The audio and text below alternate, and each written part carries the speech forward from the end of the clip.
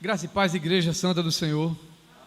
Mais uma vez estamos aqui como aqueles que estavam aos pés do Senhor Jesus, dizendo para Ele: Senhor, nós queremos aprender mais de Ti, aumenta a nossa fé, nós queremos nos aperfeiçoar e, através do ensino da Tua Palavra, lavar os nossos corações, a nossa mente, purificar-nos de toda o pecado, de tudo aquilo que desagrada a Deus em nossa vida. E a única coisa, meus irmãos, que pode fazer isso, a única coisa que tem o poder de fazer isso, é exatamente essa palavra. O próprio Jesus, ele, quando está orando pelos seus discípulos, no Evangelho segundo escreveu São João, ele mesmo vai dizer: Pai, santifica-os na verdade, porque a Tua palavra é a verdade.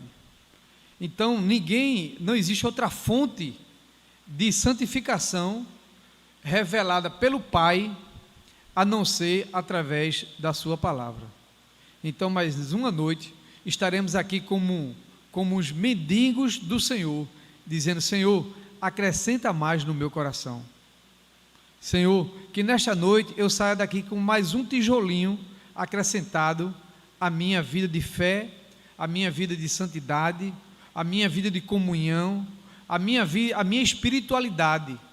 Que Deus nessa noite, mais uma vez, através de Sua palavra, possa nos conceder essa graça, essa bênção. Amém? Feche seus olhos, estaremos orando ao Pai. Senhor, louvado e exaltado seja o Teu nome, Pai. Obrigado pelos louvores que ao nosso coração, Senhor, já se abriu para exaltar o Teu santo nome. Obrigado pela confissão que nos foi oportunado, Senhor, de confessar os nossos pecados e dizer, Senhor, que nós somos carentes e necessitados de Ti continuamente, 24 horas de nossa vida, Pai. Disso nós não temos nenhuma dúvida. É por isso que nos encontramos aqui na Tua casa, buscando a Tua face e o Teu socorro. Mais uma vez, Senhor, a Tua palavra, ela foi lida, a Tua palavra, ela foi já ventilada a cada um dos nossos corações, através da leitura do Teu servo. Agora queremos Te pedir humildemente, Senhor, que Tu possa estar trazendo, não aquilo que seja de produção minha, não aquilo, Senhor, que esteja no meu ego, no meu eu, mas aquilo que o Teu Espírito Santo queira falar para a Tua noiva nesta noite. Eu quero, Senhor, dizer que aqui, nessa casa, nessa humilde casa, está a Tua noiva, que está se preparando para o dia do grande banquete, para aquele momento, Senhor, em que estaremos naquela grande ceia, e o Senhor estará servindo a cada um de nós. Estamos nos preparando, Pai. Nos dê essa bênção nessa noite. Assim oramos e Te agradecemos, no nome precioso de Jesus. Amém. Sem muita delonga, meus irmãos, vamos correr, porque o relógio ele não está a nosso favor. Muito bem. Então, meus irmãos, essa carta de Paulo aos Efésios, ela tem sido como aquilo que nós chamamos na teologia de revelação progressiva. A revelação progressiva, ela foi dada lá no chamado de Gênesis 12 a Abraão, quando Abraão ouve Deus chamando: deixa a tua terra, sai da tua parentela e vai para uma terra que eu te mostrarei. Então, no início, quando a gente olha para Gênesis, que é um livro que ele pode ser dividido em 2 tomos, ou 2 grupos, ou 2 volumes. O capítulo 1 ao capítulo 11 é chamado de a Era Primitiva.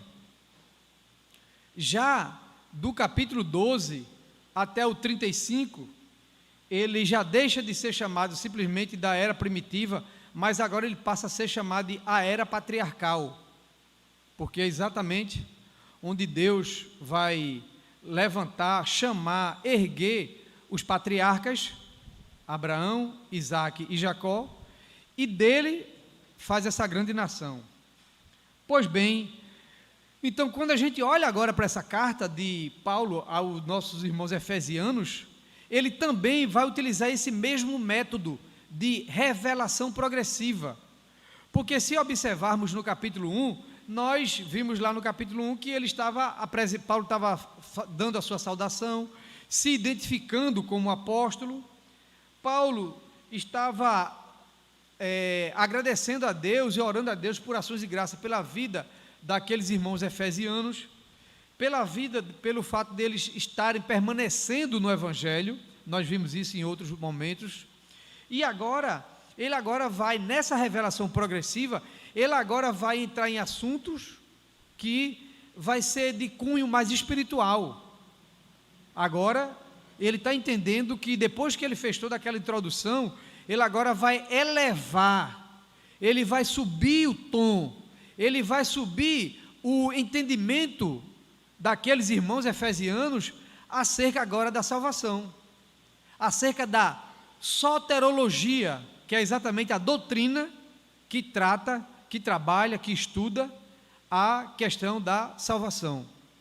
E aqui, quando fala nessa questão da doutrina de salvação, se você estivesse em um seminário maior, como diz o nosso bispo Uziel especificamente, né? Seminário maior e seminário menor. Seminário menor sendo de base, o maior sendo o superior.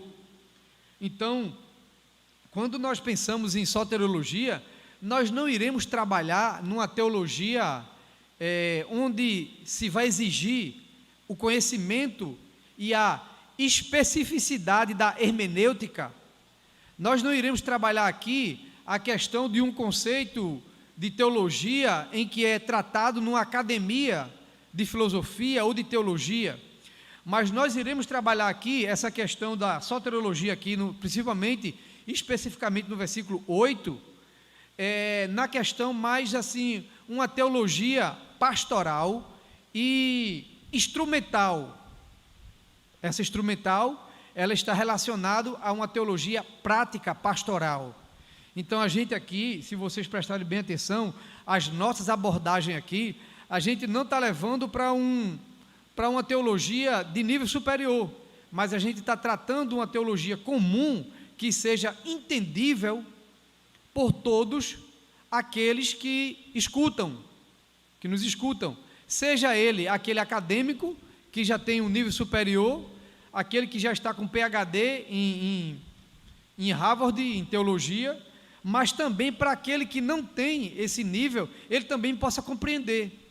Então, para a gente que expõe, é um desafio que você tem que transitar nesses dois polos, não apenas que alcance aquele que já é catedrático, mas também o neófito, aquele que está iniciando, ele também precisa compreender. Então, a fala, a exposição, o ensino, tem que ser claro, para que todos possam compreender. Aí, no tocante a isso, a gente considera o seguinte: Edmar, então, mas aquela pessoa que já tem um nível de velocidade maior, como é que vai ficar? E aquele que, aí a gente tem que ter paciência nesse meio termo, porque aquele que está com um nível acelerado, que vai lá na frente, ele tem que entender que ao lado dele pode estar sentado um irmãozinho, uma irmãzinha, que não está com essa mesma velocidade. Então a gente tem que trabalhar com esses dois polos, e aí certamente para uns vai ficar compreensível, mas para outros vai ficar meio lento, meio retárdico. Mas eu creio que o Espírito Santo, ele se responsabiliza em dar continuidade àquilo que cada coração está precisando de receber essa semente. Amém? Então, meus irmãos, o versículo 6, olhe para a sua Bíblia aí, capítulo 2, versículo 6, Paulo vai trabalhar dizendo o seguinte: estando nós ainda mortos em nossos delitos, nos vivificou Cristo. Isso é o entendimento do 5. Aí o 6 ele vai dizer assim: e nos ressuscitou com ele, fazendo-nos assentar nas regiões celestes. Então, na abertura nós falamos que esse livro ele tem uma divisão que cabe 2 entendimentos. Do 1 a 2, a gente vai entender que Paulo vai falar no outrora, ele vai abordar muito, andávamos, antigamente, nós vivíamos, então ele vai utilizar muito o verbo no passado. Só que do capítulo 2 a 6, ele agora vai dizer assim ele agora vai trabalhar não mais no passado, ele agora vai dizer assim, agora vocês já estão. Antes, nós éramos filhos da desobediência, antes, vivíamos no pecado, mas agora, aí o versículo 6, ele vai dizer assim, e nos ressuscitou com ele, fazendo-nos, veja que agora ele tirou o pretérito do passado lá, e agora ele está olhando para frente, agora meus irmãos, vocês que antes era treva, agora, vocês estão agora em luz, fazendo-nos assentar. Veja que aqui o verbo não está, ele vai fazer vocês assentarem nas regiões celestes, mas aqui ele está dizendo assim, fazendo-nos assentar, é uma afirmação que Paulo está dizendo assim, todos vocês que agora estão em Cristo Jesus, vocês não vão se assentar, vocês já estão sentados com Cristo nas regiões celestes, amém?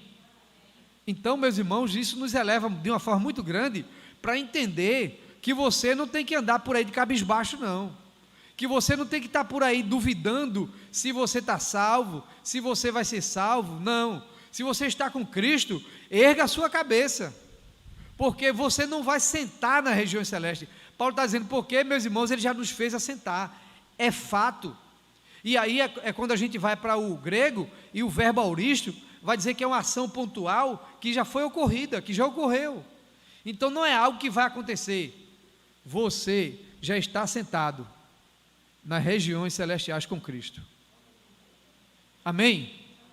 Então se alegre, você vai sair daqui com o coração fervilhando dessa palavra poderosa de Cristo Jesus. Senhor, eu não vou me sentar não, eu já estou sentado contigo, e agora não é teologia da prosperidade não, mas Paulo nos dá essa garantia, porque aquele que está em Cristo Jesus, ele é mais do que vencedor.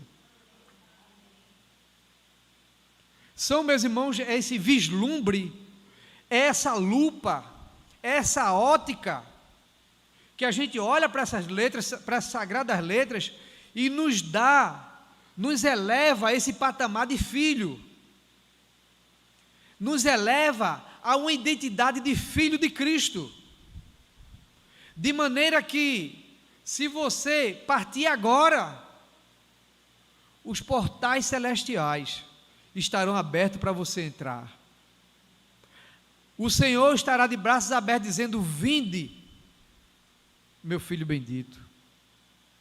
Então, essa certeza que o Espírito Santo contactua com o nosso espírito, essa certeza, meus irmãos, que nos faz cada dia nos levantar e dizer, Jesus, se tu estás comigo, eu vou.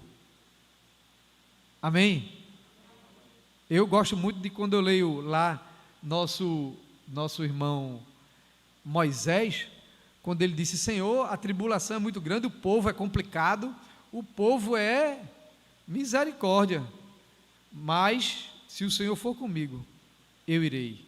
Agora, se tua presença não for comigo, eu não arredo o pé desse lugar. Mas o Senhor disse, vai Moisés, porque eu serei contigo. Ele diz para você também nessa noite, vá minha filha, vá meu filho, não duvide não, dê os passos à frente, porque o mar que está fechado, ele vai se abrir. Por que clamas a mim, Moisés? Não foi isso que o Senhor disse para Moisés? Moisés, isso não é para você estar me incomodando, orando. Moisés, tu não já sabe quem eu sou, Moisés? Então por quê? Veja, irmãos, que é a pergunta que Deus faz para Moisés. Moisés, por quê? É como se ele dissesse assim, observe nas entrelinhas do contexto. Moisés, você não precisava orar para mim acerca do mar, porque quem fez o mar, Moisés, fui eu, Moisés. O mar obedece às minhas ordens. Você não está comigo? Não sou eu que estou lhe guiando? Os irmãos sabem muito bem que a jornada do Egito para Canaã, depois que em Êxodo 25 ali, quando Deus manda Moisés fazer o tabernáculo, fazer a tenda da congregação, os irmãos sabem que enquanto o arraial estava armado, enquanto a tenda estava naquele lugar, existia uma nuvem simbolizando o tempo de que eles deveriam permanecer ali. Quando aquela nuvem se levantava, Moisés olhava para a nuvem se levantando e Moisés dava a ordem às tribos, aos líderes das tribos: levantem acampamento, porque Deus está nos guiando, mandando a gente seguir. Então, quando Moisés dava essa ordem, os líderes das tribos começavam a erguer suas tribos, e quando a nuvem se levantava, ela tomava uma direção. Então, a direção que a nuvem andava seria para a direita, todo mundo, Moisés liderando, seguia para a direita. Mas se for para a esquerda, mas se fosse para a direita, todo mundo iria para a direita. Se fosse em frente, todo mundo seguia em frente. Então, com esse sinal, Deus já estava dizendo para Moisés: Moisés, se minha nuvem se levantou, e se eu seguir em frente, não é para você parar. E aí Moisés, num aperreio da vida, foi clamar a Deus: Deus, e agora? Faraó vem atrás, no lado direito, do lado esquerdo tem os montes, e agora, o que é que eu faço? Aí Deus disse assim: por que você está clamando a mim? Não é para você clamar, é só pisar nas águas que o mar vai se abrir. E quando Moisés pisa naquelas águas, Moisés toca naquelas águas, o mar se abre, e Deus dá o grande livramento a toda aquela nação, porque aquela nação, meus irmãos, era a nação que estava debaixo da potentosa mão do Senhor. Se você sabe, se você tem certeza que você também está debaixo dessas mãos, não temas, mas vá em frente.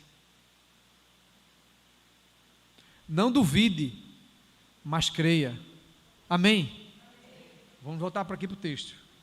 A hora não para. Então, meus irmãos, versículos 5 e 6,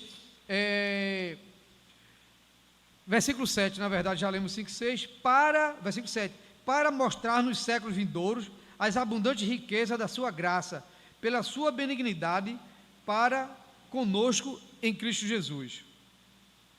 Pois é pela graça que sois salvos, por meio da fé. Isso não vem de vós, é dom de Deus. Não vem das obras, para que ninguém se glorie. Pois somos feitura sua, criados em Cristo Jesus para as boas obras, nas quais Deus preparou para que andássemos nela. Então, aqui esse versículo 6, 7 a 10 que nós lemos, nós não vamos tratar de forma, como nós já falamos, porque o importante é o que Paulo disse para nós, quando ele escreveu a sua carta aos Coríntios. Ele disse assim: irmãos corintianos, o Espírito Santo de Deus, ele contactua, ele faz, ele interage, ele se liga, ele faz uma ligação espiritual de que nós somos filhos de Deus. Então essa briga que fica de um lado, não, eu sou eleito, uma vez salvo, salvo para sempre, o outro do outro lado diz assim, não, o homem tem que guerrear até o fim, ele pode perder a sua salvação.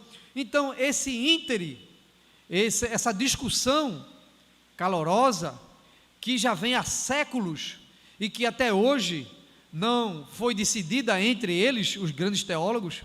Então, em nosso culto, em nosso estudo, nós não vamos nos debater acerca desse assunto, se o homem é eleito, se o homem é salvo uma vez salvo para sempre, ou se o homem precisa batalhar pela sua fé. Nós não iremos discutir isso, porque a salvação é individual, porque o Espírito Santo, ele contactua com o nosso Espírito Santo, conosco, com o nosso Espírito, e nos afirma de que nós somos filhos de Deus. Então, nós não iremos transitar por essa seara, porque essa seara não teve fim até hoje, e certamente não vai ter fim, eu acredito que até Jesus voltar. Então, Paulo vai e dá logo uma explicação muito simples, Pois é pela graça que sois salvos por meio da fé, e isso não vem de vós, é dom de Deus. Então eu tenho fé, eu tenho certeza no meu coração que eu sou salvo, eu tenho certeza de que se a trombeta tocar agora, eu irei para o céu. Então isso me basta. Então, se isso lhe basta, meu irmão e minha irmã, não fique preocupado com o que alguém disse para você. Se você não for eleito, você vai evangelizar, você vai pregar, você vai viver toda a sua vida de fé, mas por você não ter sido eleito da forma e da compreensão e da interpretação como eles interpretam, então você não será salvo. De outra forma, não, você precisa batalhar sua fé até o fim. Então, a gente não transita nessa seara. A gente diz assim: meus irmãos, sede santos, como o Senhor nosso Deus é santo, seja fiel até a morte, com toda a sua força, e certamente, aquele que foi à cruz, ele não lhe abandonará no dia mais necessitado da sua vida, que é no dia da sua redenção. Se você está com isso agarrado, firmado no seu coração, caminhe em frente, continue fazendo a obra do Senhor, continue buscando o Senhor, continue se santificando, e deixe. Aí o Salmo 34 vai dizer: confia nele, entrega teu caminho a ele, ao Senhor, confia nele, e o mais ele fará. Amém? Passamos então para o versículo 11.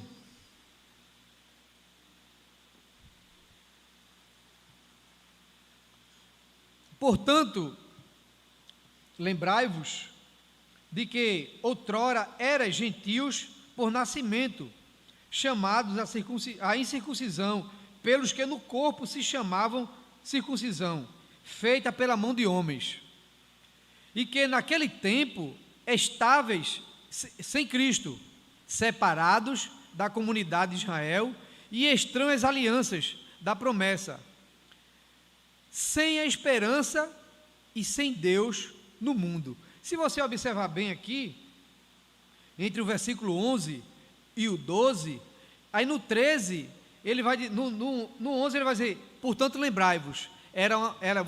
Vocês vão bem lembrar dessa lembrança que Deus sempre disse para Israel: lembrem-se que vocês eram escravos no Egito, lembrem-se que vocês eram prisioneiros.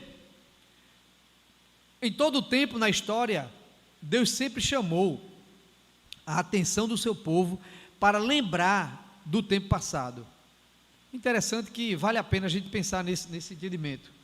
Por que Deus chama a atenção de Edmar para pensar: Edmar, lembra quem você era? Lembra no passado o que você era? Agora olhe para você hoje, veja quem você é hoje.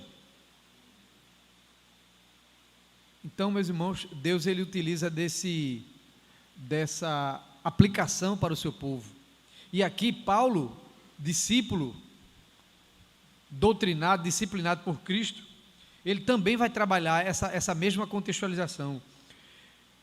Versículo 12: que naquele tempo estava sem Cristo e separado da comunidade de Israel. Agora olha o 13: agora, porém, em Cristo Jesus, vós que antes estava longe, já pelo sangue de Cristo chegasse perto. Veja que os versículos até o 12, ele vai dizer assim: vocês eram, lembre-se de antigamente. Aí no 13 ele diz: agora não, agora vocês estão em Cristo Jesus. Pois, versículo 14, pois ele é a nossa paz, o qual de ambos os povos fez um, e destruiu a parede de separação e barreira da inimizade que estava no meio, desfazendo na sua carne. Aqui, como nós sabemos, estudamos esse contexto histórico, Paulo está escrevendo essa carta aqui para dois grupos. Tinha nesse grupo os gentios, que não eram herdeiros da aliança, mas também tinha o povo judeu, que eram descendentes de Abraão, de Isaac, Jacó, que guardava as traduções, guardava a Torá, guardava os mandamentos. E aqui Paulo está dizendo assim: agora em Cristo já não tem mais essa barreira de esse grupo aqui é gentio, o grupo de lá é o grupo dos judeus.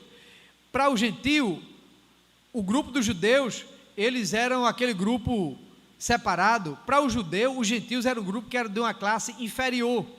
Então, existia uma barreira. E Paulo está dizendo aqui, agora, meus irmãos, vocês que estão dentro da igreja, não existe mais lado A e lado B.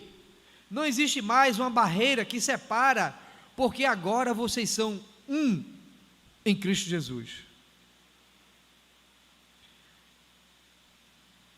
Verso 14, pois Ele é a nossa paz, o qual de ambos os povos fez um, e destruiu a parede de separação, a barreira da inimizade que estava no meio, desfazendo na sua carne.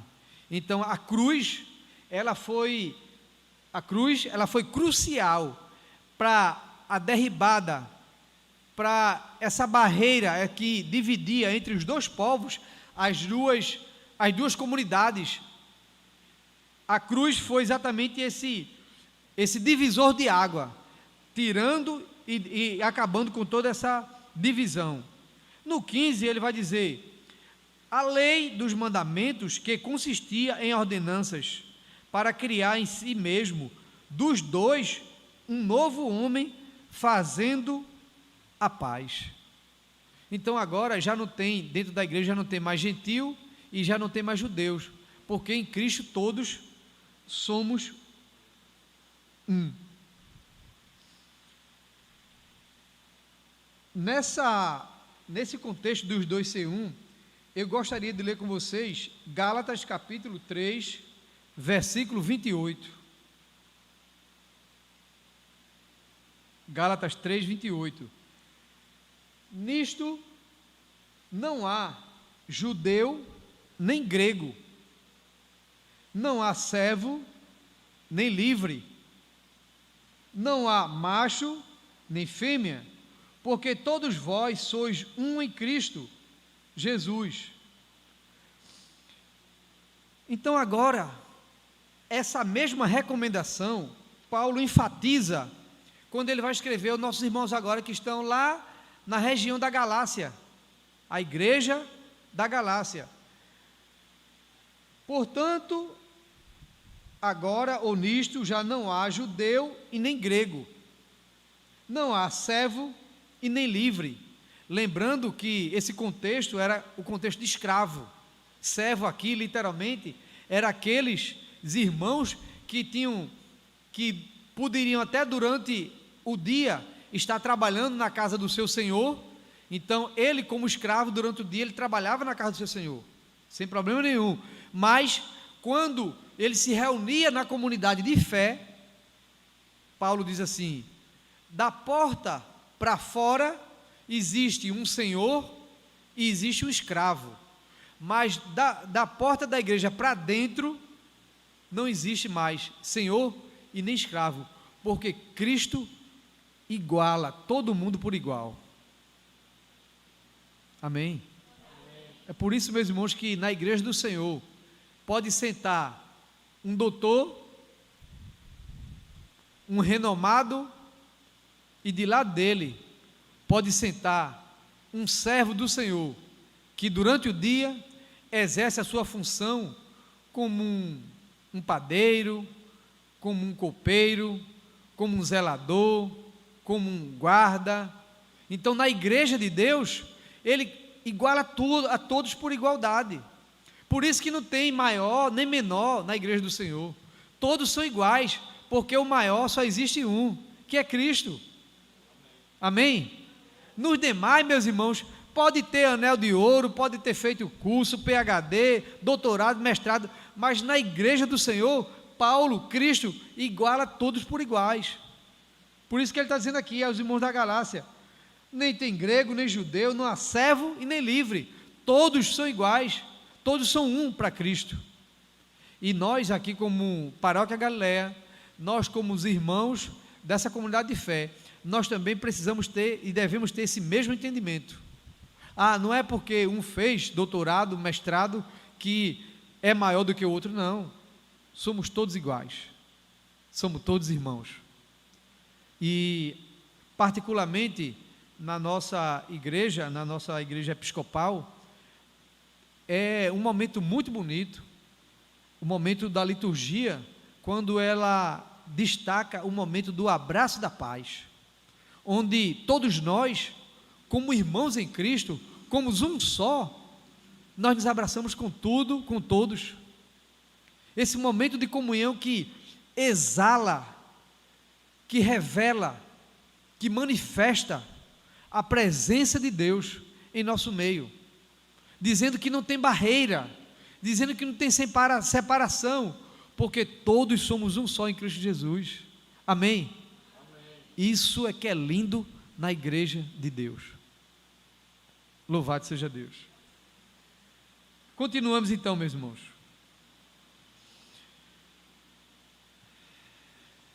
Verso 16. E pela cruz, voltamos para agora para Efésios 2,16. E pela cruz, reconciliar ambos com Deus em um só corpo, matando com ele a inimizade. Já foi eliminada. Verso 17. E vindo ele evangelizou a paz a vós que estavas longe e os que estavam perto. Paulo reforça, Paulo dá aqui um reforço. Parece que Paulo está sendo repetitivo, né, meus irmãos? De novo, outrora, e Paulo está repetindo. É que Paulo, quando estava repetindo, entenda bem o que Paulo estava querendo expressar. Paulo, na sua múltipla repetição, ele está querendo enfatizar para aquela igreja: meus irmãos, o fato de eu estar trazendo isso para vocês é que eu quero que isso fique bem gravado nos seus corações. Não é porque eu estou sem assunto para comentar com vocês, não é porque eu não tenho, que eu não poderia avançar mais com vocês. Eu vou avançar, a teologia paulina, ela vai avançar, mas vai avançar ao seu tempo. Então é isso que nós precisamos compreender. Paulo aqui não está sendo repetitivo, parece que Paulo está, oh meu Deus, Paulo vai para frente, vai para trás, está tratando o mesmo assunto, mas parece-nos, só parece, mas na verdade Paulo está reforçando. Por isso que ele repete, pela cruz, 16, veja, e pela cruz reconciliou ambos os povos. Mas ele já falou isso nos versículos anteriores, que a barreira já foi destruída, que a inimizade foi tirada, que Cristo uniu todos. Mas aqui no 17 ele vai repetir: e vindo ele evangelizou a paz, e vós que estava longe, que ele está falando do gentio, e aos que estavam perto, ao judeu, pois por ele ambos temos acesso ao Pai, em um mesmo Espírito. Verso 19: assim já não sois estrangeiros nem forasteiros, mas concidadão dos santos e membros da família de Deus. Agora ele fez a membresia, ele unifica essa membresia em uma única família, na família de Deus. Verso 20: edificados sobre o fundamento dos apóstolos e dos profetas, sendo o próprio Cristo Jesus a principal pedra angular. Eu sei que quando a gente fala, tem alguns termos que a gente precisa entender o contexto da época, para a gente poder compreender melhor, com mais clareza, o que o texto está querendo dizer para nós. O texto escrito aqui, nós temos aí aproximadamente 2000 anos atrás, e quando Paulo fala especificamente de pedra angular, pedra de esquina, talvez para o pastor Bernardo, que é construtor, que é arquiteta, engenheiro, talvez essa linguagem seja mais propícia para ele, mas para a gente que é de outras áreas, não fica muito claro, sabe? Pedra de esquina, pedra angular, parece-nos que para nós fica meio que sem sentido. Mas entenda que o público pelo qual Paulo estava se reportando, para quem Paulo estava escrevendo, ele sabia que pedra de esquina e pedra angular era algo que ele tinha com muita clareza no entendimento deles. E aí vai se reportar para aquelas grandes construções. Existe, talvez, hoje eu não sei o nome que se é dado. Tem um nome para isso hoje? Que é dada alguma estrutura que ela equilibra tudo, que sem ela o negócio desanda. Fica de concreto em balanço. Como? Fica de concreto em balanço. Olha aí, tá vendo? A engenharia está dizendo assim que aquilo que era pedra, que era sustentável, a base é viga em concreto e balanço. Então, para se falar na linguagem hoje, para essa linguagem aqui, para a equipe, para essa área de engenharia, ele vai dizer, tá, tudo bem, está certo. Para a gente também continua sendo um pouco estranho, né?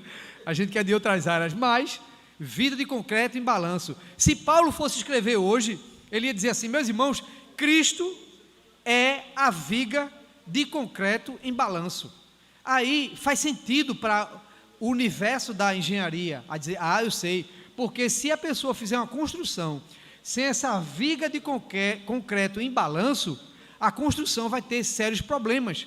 A construção pode cair, entendeu? Então, para Paulo, quando Paulo diz assim, a pedra de esquina angular, era porque na cabeça do seu público, ele entendia perfeitamente o que era essa pedra.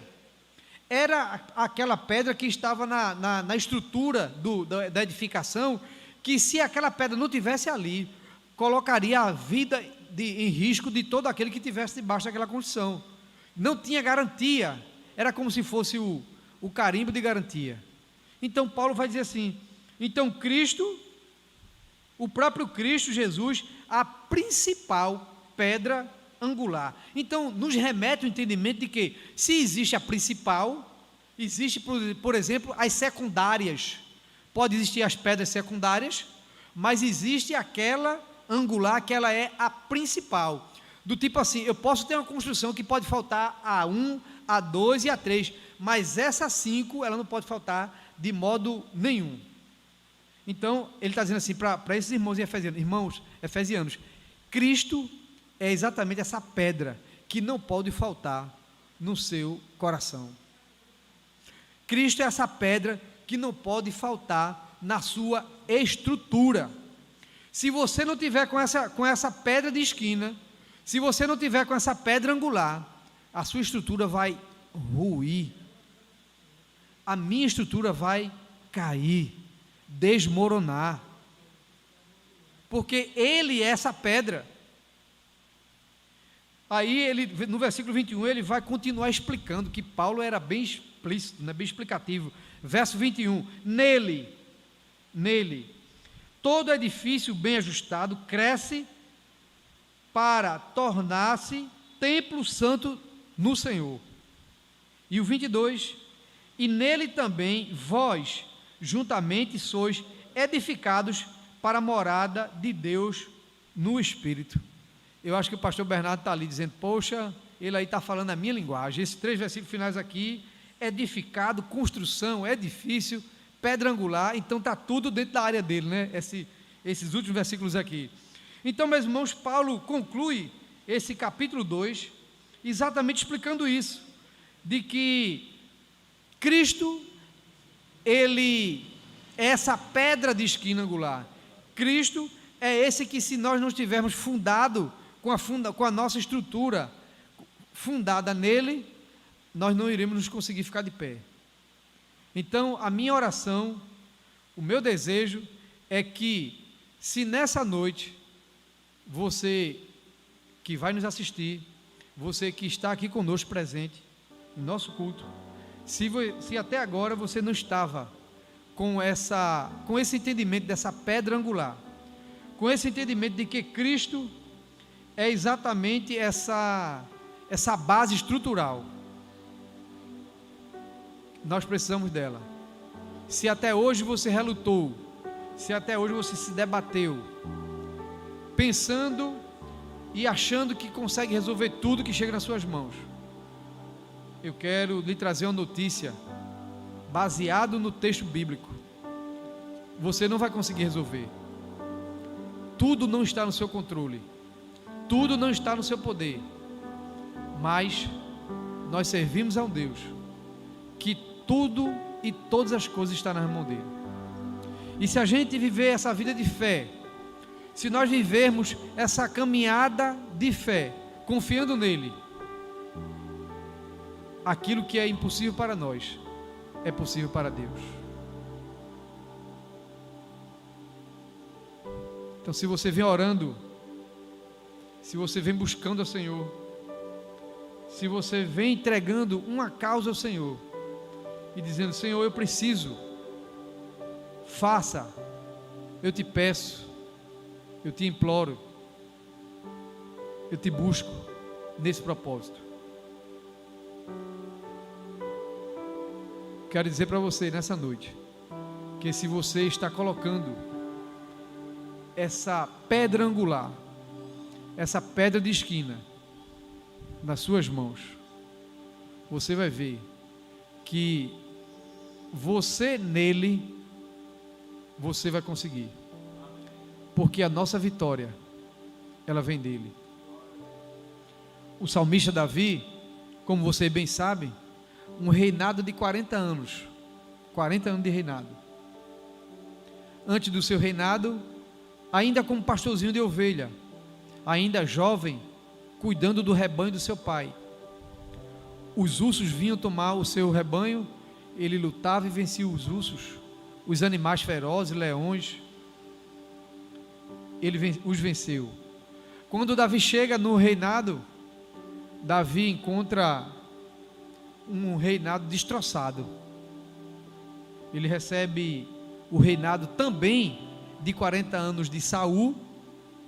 Saul também governou durante 40 anos.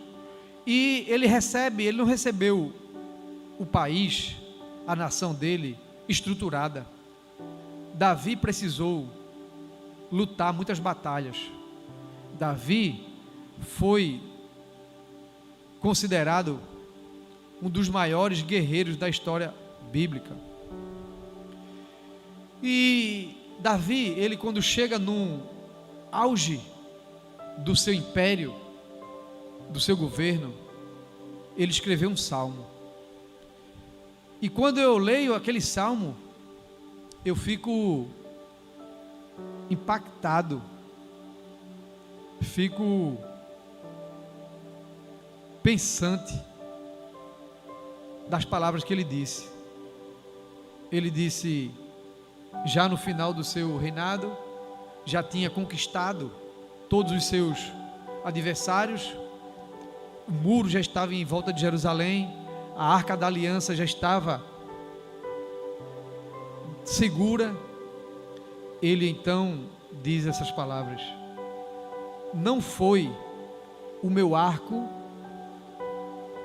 e nem foi o meu escudo que me deu vitória, mas foram as mãos potentosas do Senhor.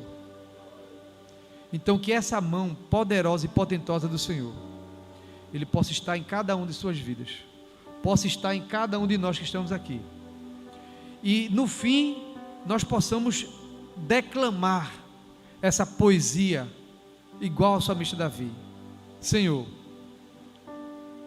não foi minha capacidade, não foi o meu doutorado, aleluia, não foi meu mestrado, não foi as minhas especializações que eu fiz, mas foi o teu braço forte trabalhando em meu favor. Se nós fizermos essa oração que Davi fez, meus irmãos, com certeza nós estaremos alegrando o coração do Pai lá no céu. E quando o Senhor olhar para nós, Ele possa dizer: eis aí um filho, uma filha amada, que não confia nas suas capacidades, não confia no que tem nem no que pode, mas confia em Deus, que pode todas as coisas. Amém, meus irmãos?